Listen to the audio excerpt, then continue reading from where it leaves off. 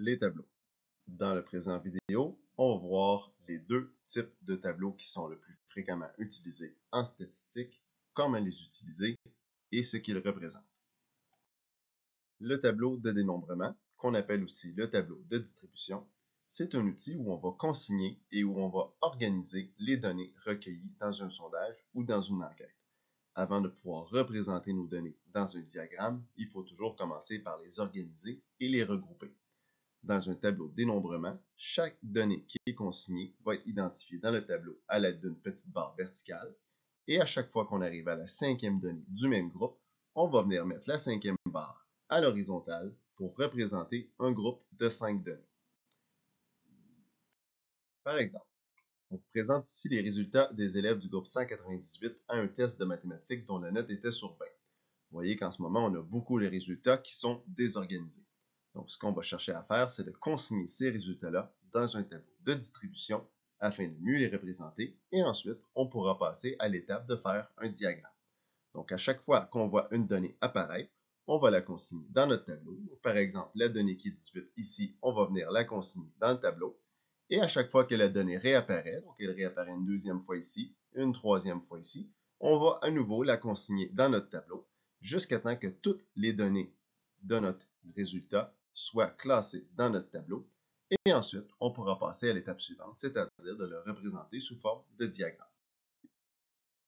Vous voyez maintenant à l'écran ce qu'un tableau de distribution va donner comme résultat, c'est-à-dire que chaque résultat de 15 sur 20 a été dénombré et classé, les 16 sur 20 également, et ainsi de suite.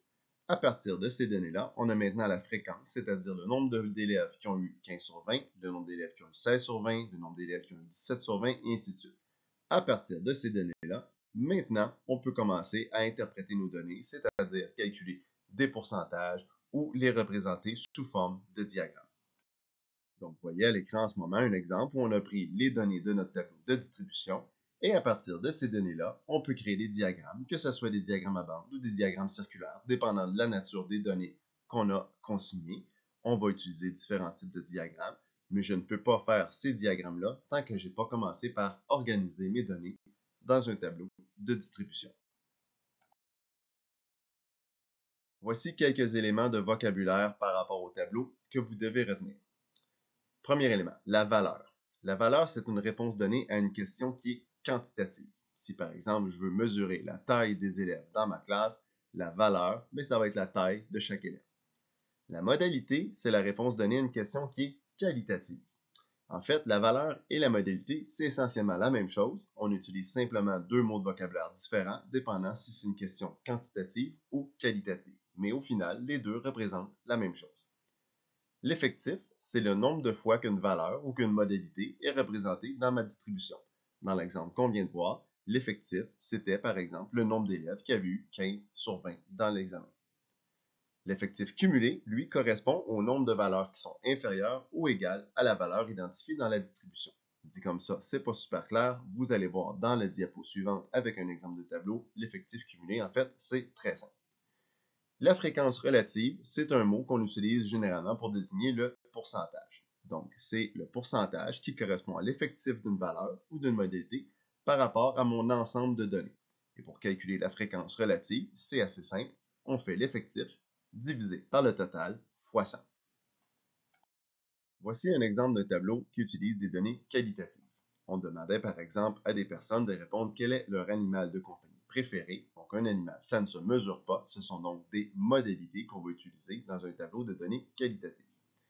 Mon effectif, c'est le nombre de personnes qui ont répondu une réponse spécifique. Par exemple, j'ai 12 personnes qui ont répondu que leur animal préféré était le chat. Donc mon effectif, c'est 12. Mon effectif cumulé, lui, c'est la somme des effectifs calculés jusqu'à maintenant. Autrement dit, à la première rangée, pour l'instant, je n'ai que 12 personnes qui ont répondu que leur animal préféré était le chat. Mais quand j'arrive à la ligne des chiens, j'arrive maintenant à 27. On remarque 27 parce que j'avais 12 personnes jusqu'à maintenant qui ont répondu que leur animal préféré était le chat, auquel je suis venu additionner les 15 personnes qui ont répondu le chien, et j'arrive maintenant à mon effectif cumulé de 27 personnes qui, à date, ont répondu soit le chat ou le chien.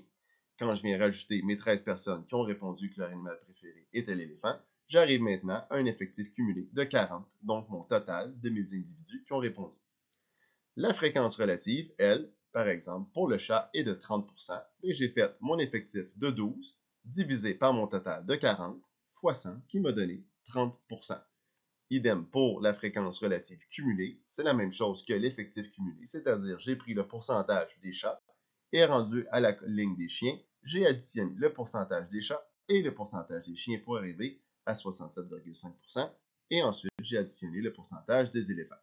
Donc vous voyez que c'est relativement simple à comprendre.